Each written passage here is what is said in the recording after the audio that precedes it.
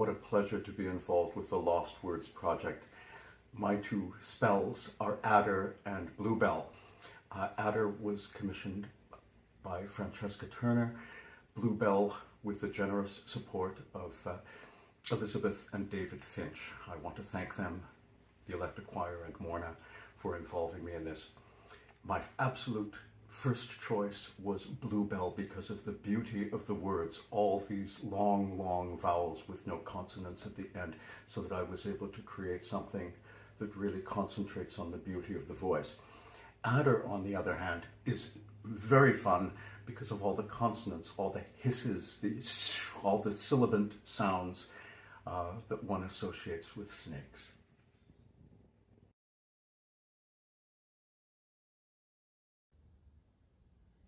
In the piece for Lark, I felt the poem had such a fun vibe. The choir jumps into these birdsong rhythms, repetitions and little phrases, and the whole thing tells a story of this little bird in the form of an astronaut heading out into space, having moments of extreme joy and moments of sadness, and all the time singing in the company of these exploding suns. And how could I not want to write that piece? It was just so awesome. And I love the piece for Heather and how it put this beautiful plant in the environment of all the other plants that grow around it. And some of them have these totally fantastic names that the choir really gets to chew on. And so in my piece, you can listen for kind of a softness and a shading and these small details, just like if you crouched down in an English moor and looked at all the plants up close. And I did this by having the choir really lean on the actual sounds of the words and by layering whispering and singing.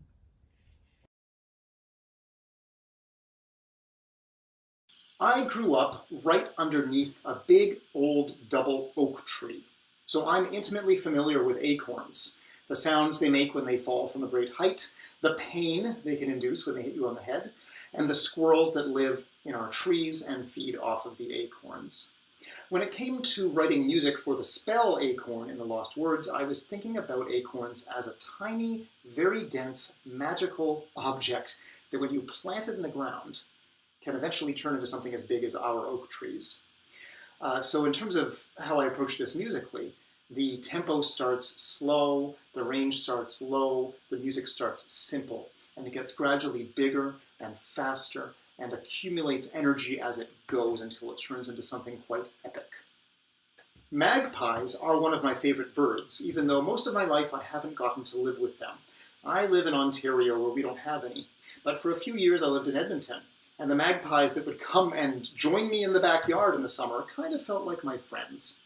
I love the raucous, intense sounds that these birds make, and so I tried to capture that in writing for the choir. You'll hear that I didn't give the choir a lot of specific notes. Rather, they're swooping around and creating these kind of dissonant, even atonal sounds that remind me of the raucousness of these birds. They're supported by instruments also making raucous sounds. For example, the clarinet is playing multiphonics, which sometimes can be a very harsh, very much non-traditional sound that a clarinet can make.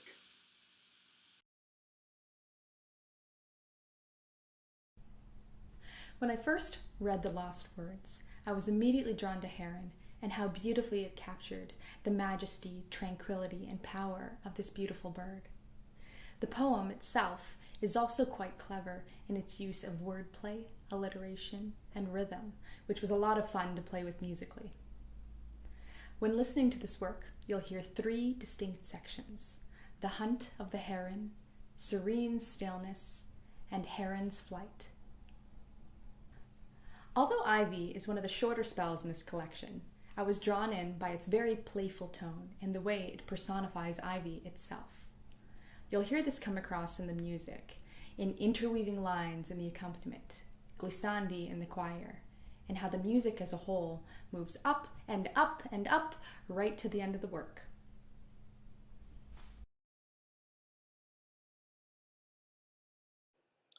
Newt is a dialogue between a newt, a salamander-like animal, and a coot, an aquatic bird.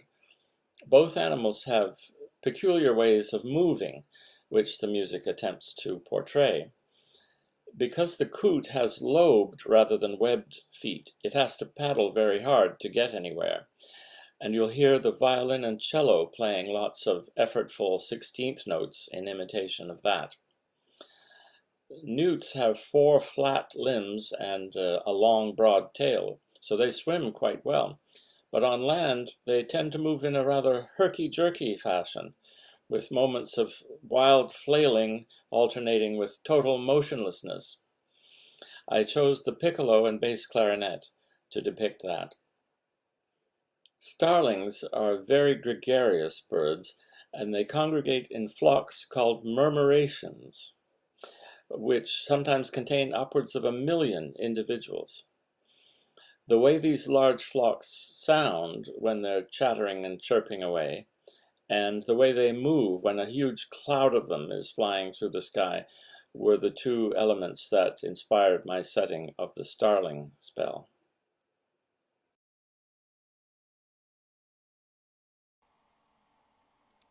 What attracted me to the Lost Words? Well, my father, a few months prior to talking about the project with Morna, my father had texted me really all excited and told me to check out this author he had heard on CBC. They had read excerpts of the book on a program he was listening to, and he said, look, I know you're always looking for poetry, for text sitting. You've got to check this one out.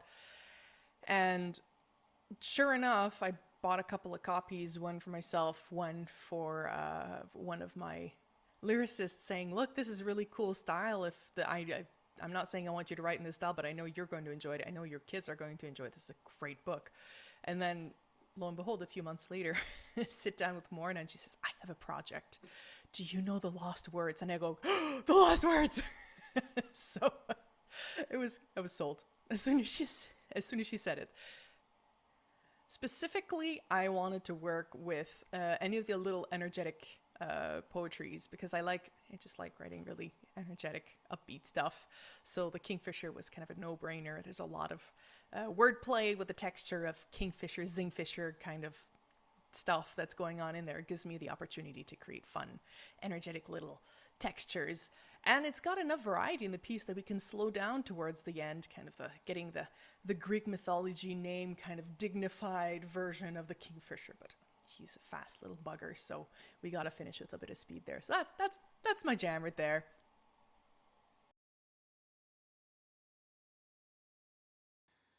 In Bramble, I love the transformation that happens from the beginning of the poem to the end of it. So Bramble starts out as kind of this menacing, almost sinister force, but by the end it's revealed to be much more benevolent, and it grows blackberries for us. And you will hear that transformation in the music. That's sort of what I built the whole piece around. For me, Dandelion kind of encapsulates this whole project, this whole book of spells, because it's really about using words and specifically names to bring this natural object into existence. The first half of the poem sort of celebrates these old colloquial names that dandelions used to be called, and the second half proposes new names. So again, there's an element of transformation in the music from kind of celebratory at the beginning to maybe more gently playful at the end, almost like you're just trying to gently coax these new words into existence.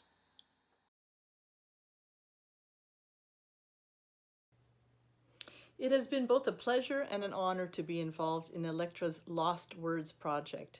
With my first contribution, Fern, I felt challenged to take the poet's active words like rolling, unfolding, flaring, and attempt to translate them in a very direct musical way. In fact, even the score visually resembles the unfurling of a fern.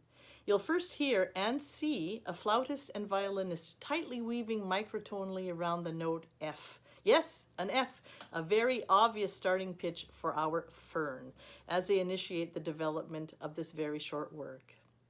I fell in love with the second poem, Conquer, because to me, it read like a nature-based fairy tale.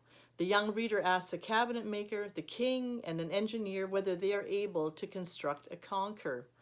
Each character clearly has his or her own music, along with the different sounds of conkers falling on hard and soft surfaces, sounds made by the singers as well as little percussion instruments. There are lots of tiny musical snippets from Handel to John Lennon, which you might recognize if you don't blink. Hope you enjoy it. Hi everyone. My two spells are Raven and Wren, and what a privilege to write these two pieces for Elektra and with this wonderful group of composers. I felt pretty lucky to have these two pieces available to me actually, because they really spoke to me visually.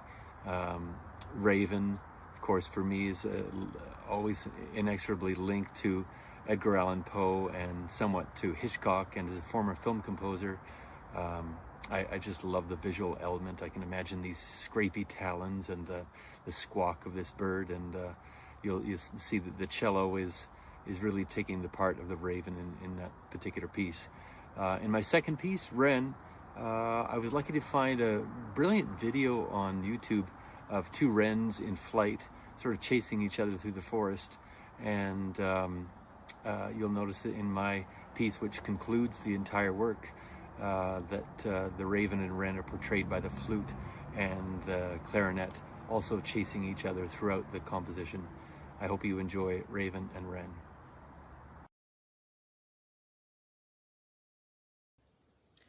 Otter was very fun to set to music because the text is very playful and sort of sneaky, just like an otter.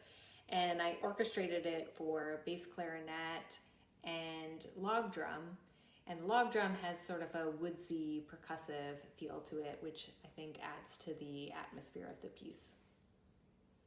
With Willow, the poetry is very mysterious and kind of evocative, partly because it's set as a call and response with a willow tree.